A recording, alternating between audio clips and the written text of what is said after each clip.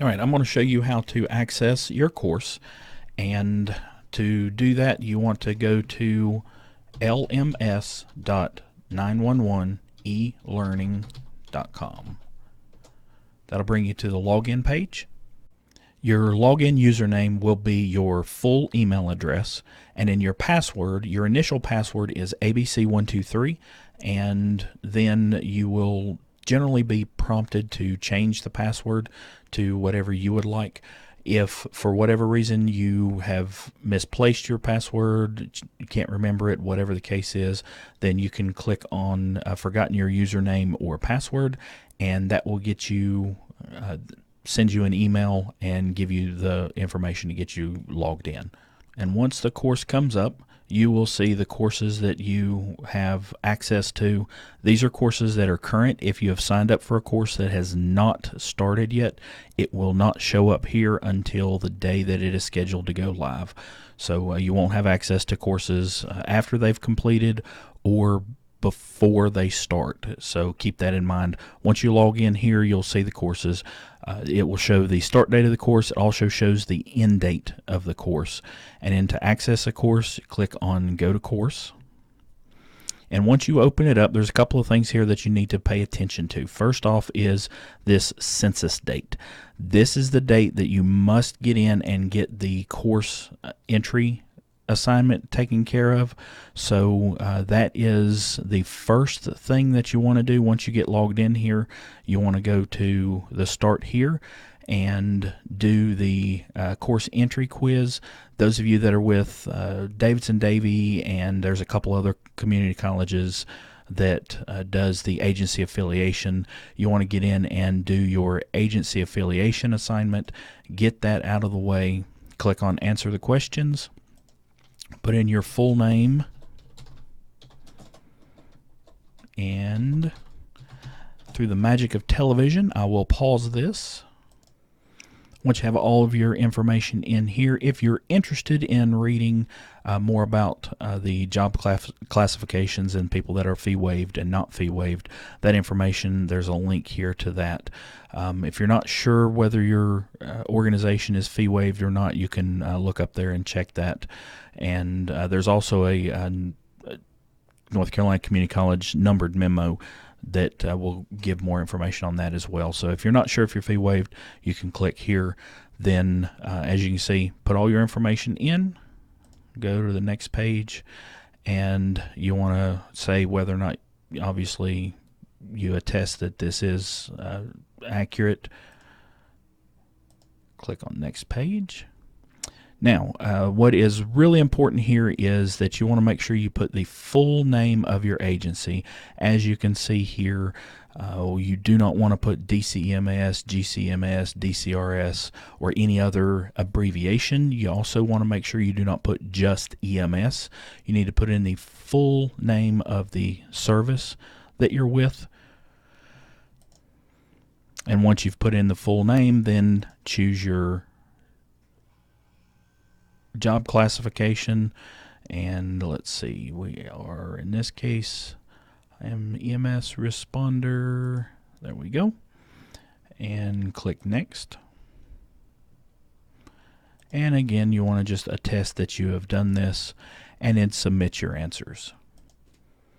Once you submit your answers, you'll get this page, and then simply click continue. That will take you back to the course. And again, go back into the Start Here. The next thing you want to do is the course entry quiz. So the first two assignments, the day the course goes live, is the best thing to do so you don't get dropped from the course. Go in and do the agency affiliation assignment if you have that. The other thing you want to make sure that you do is the course entry quiz. So we're going to do that. Attempt the quiz and complete the information. So we know that we got to have an 80 on every quiz and assignment. And most effective way to spread infection is to wash your hands. Well, we know that is false. Most effective way to prevent the spread of infection is to wash your hands, and that answer is true. So we're going to finish the attempt. And you have to click Submit All and Finish. Have to do that one more time. There you go. Once that is finished, you can see that's done. Click Finish Review here in the bottom, and it'll show you your grades. Now, you can click this button, which will take you to the next assignment, or you can click up here to take you back to the course material. And here you can see all the course material for this particular course. Now, one thing to take in mind is underneath each one of the links, you have these little gray areas. This lets you know what you need to do in order to receive a green check, or basically to have completed the content. So in this one, you just want to make sure that you view it. We want to view the Lucas demonstration. And then for this one, you'll need to receive a grade. Remember, that grade needs to be a score of 80 or higher. And that's for each one of these. So as you go through, these things will start turning green, letting you know that you have completed all of the stuff that you need. Now you'll notice there's a couple of ways of navigating the course, one of which is what we did initially, which is to click on the button to go where we want to go, which is we're going to start with the course material. Once we do that, we can go through. We can close this out and go to the next button if we want to. You can see they're grayed out, which means you have not completed something that is required to get those things released, and that is generally these areas here under the gray section. So once you do that, then that will release the next item that allows you to move forward. Another way to navigate is to use these arrows. You can click these arrows forwards and backwards, and this will navigate you through the course as well. And you can see here, course survey, it says it's been hidden, and in order to receive a grade, or I'm sorry, in order to have access to it, you must have received a grade in each one of these areas, and you must have completed these things. So it tells you here what you need in order to be able to access that. So we'll close this, go back into the course material, and work our way through all of these things in order to get finished. Now here's the next thing that is exceptionally important, and that is your course survey.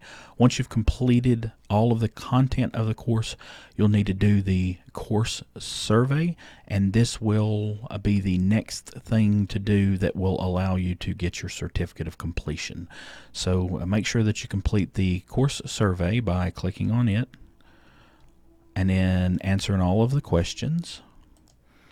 One thing to make sure that everybody's aware of is what's really important to us is we do look at these surveys, and they do help us to improve the quality of our courses. So if you'll take the time to add feedback that will help us, anything constructive, whether you like it, didn't like it, why you didn't like it, or why you did like it, things we did that you enjoyed, things we did that could be improved, any of that stuff, that helps tremendously, and we greatly appreciate that. It helps us to improve the quality of the content. And especially when you get to this section here, make sure that you provide any additional information here that you would like to provide. I want you to take note that it is anonymous. We don't know who submits what to us, so we don't really care who it is that submits it. We just want to know your feelings and what we can do to improve the quality of the course. Once you have finished, then you want to submit your answers, and then click continue. That'll bring you back to the home page, and now you'll see that your certificate of completion has been released. It will tell you that it has been released. You'll also get an email that lets you know that it has been released, so you can access your certificate. Generally, when you click on it, it will ask you to download it. So we're going to download it. And wherever you downloaded it, pull it up.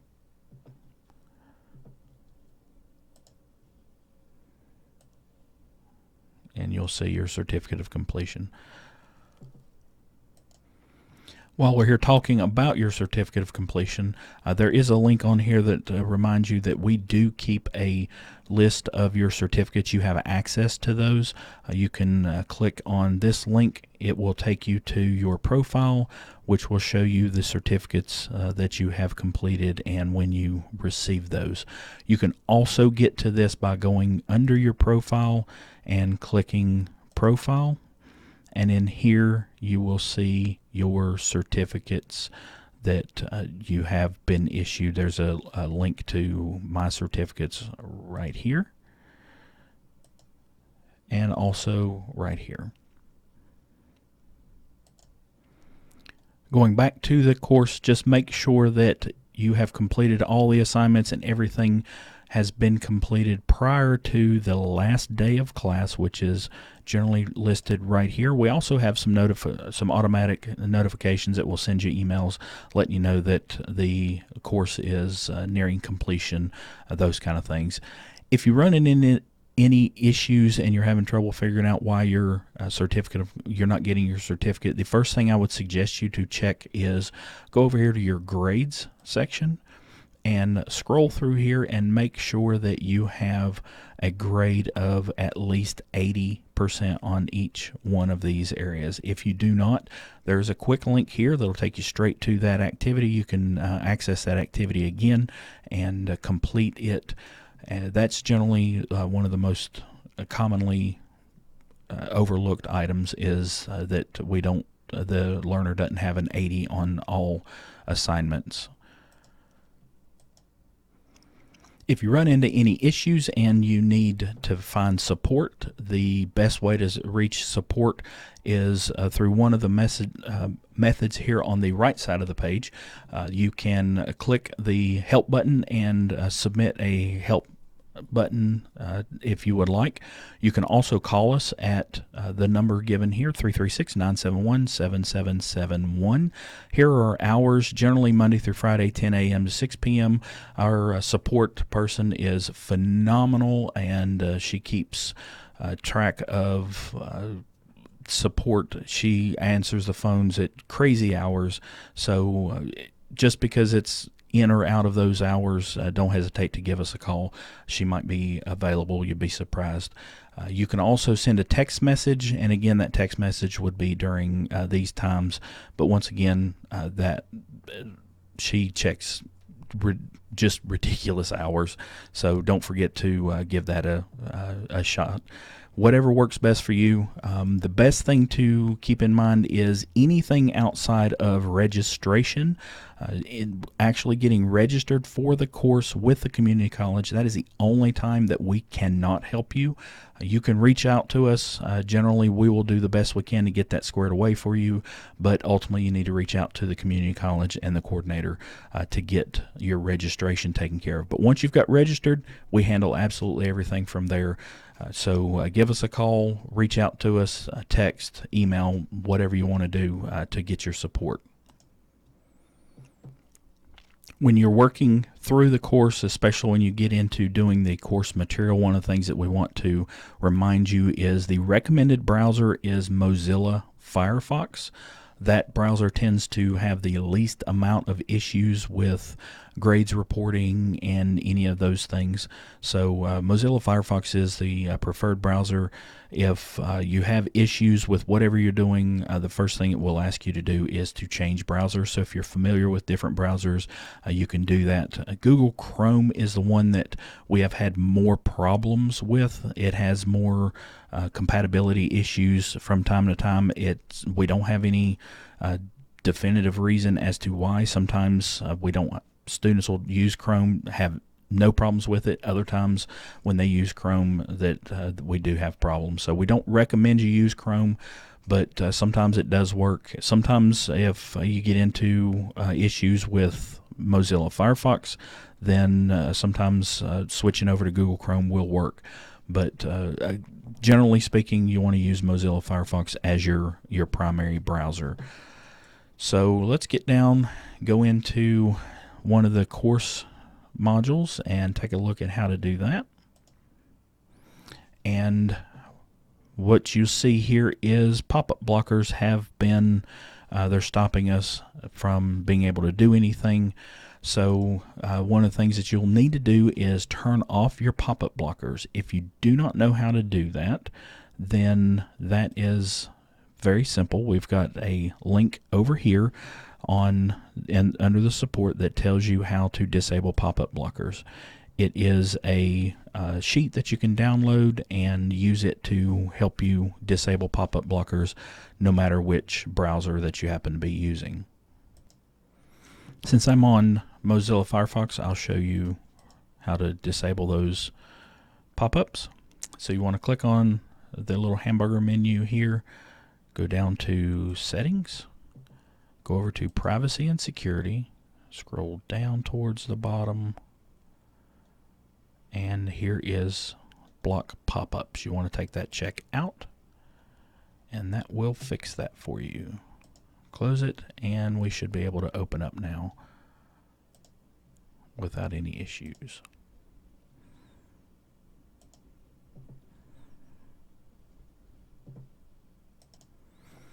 Once your course comes up, there's several different styles. This is the predominant method that we've used to design the content. You can see right through the center here all the things that are in the course. Simply click the Begin button to get started, and you'll need to scroll through and then click Continue, read the content as you move through, and then continue. As you scroll through, we have videos, interactivities. In this particular case, there's a video for you to watch. Watch the videos and then continue to move through. There's several videos in this one. And then there's some interactivities where you can get here, gives you some more information. Click both right and left to navigate through the content. If you're on a computer and it seems like things are too small or too big, then you can always use the Control plus button, which makes things larger, or you can hold Control and minus and it will shrink things down. So sometimes you can do that to customize the size of the content on your screen. This interactivity is a flip card, so you can click on it there, move through, and you'll see generally we use definitions on here. There's some other things that you would use that for, but when you see this activity, that's what it is. It's a flip card activity. As you move through, from time to time, you will see a knowledge checkpoint, so you can read the question and then answer the question. And pay close attention when you see this. It says you may select more than one answer, and generally the answer check boxes here are square. That lets you know that it will accept multiple blocks. You can select on multiple of those. The others, I believe, if I'm not mistaken, are circles, and those you can only click one, and each time if you click another one, it will remove the one from it.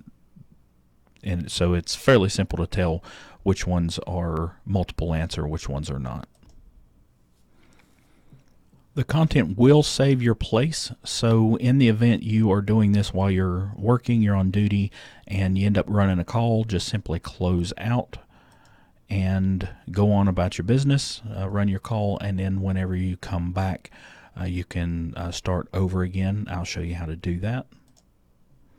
So in this case, we're going to say that we had to run a call and we've come back. It could be hours later, it could be a day or two later, whatever, and click on the lesson that you were in, and it will load. Got us launched over here, and as you can see, it puts us right back where we were when we got started, or when we had to run a call. So that's a nice feature to have, and in the event that you have to run a call, simply just close out and come back. In some of these lessons, we have scenarios where you'll meet a partner and they'll run you through a scenario. So simply follow the prompts, answer the questions, click on the links as you move through the scenarios to help kind of drive the points home that we've reviewed earlier. Once you get to the end of the lesson, then you will have a final exam or quiz. The terms are really used kind of interchangeably. So to start the assessment, just click the link, go through each lesson, each question, answer the questions, and then click submit as you move through. I do want to point out that it is very important that you pay attention and make sure you answer the questions appropriately. Try to get them right, because if you fail the test, unfortunately, it will force you to go back through all of the content, all the material. You don't get to just simply retake the test. So keep that in mind as you're going through. You want to try and get this right so that you don't have to go back through the material. So I've got here to the end, and I'll show you what it looks like when you do not score an 80 on the exam, which is the equivalent of failing. You have to have an 80, remember, on all assessments.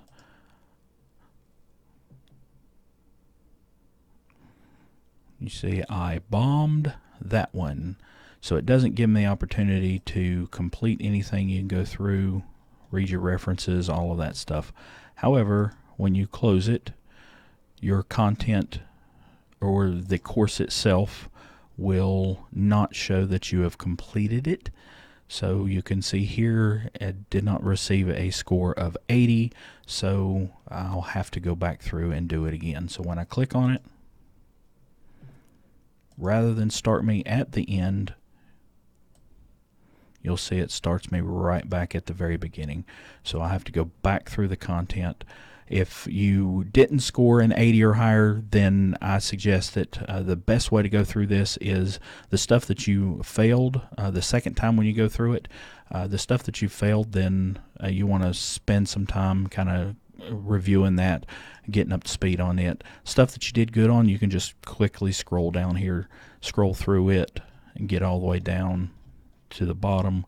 Click continue and just do that. So that's how you remediate yourself. Just take the time to spend the time on the stuff that you were struggling with, the stuff that you're comfortable with. Then you can scroll through that and then go on to the next so that you can get to the final test and take it again. So now I've gone through the content, I've remediated myself, and I'm ready to take the assessment again. So here we go. Through the magic of television, we will move through this. And there we go. Through the magic of television, here we go. Click next.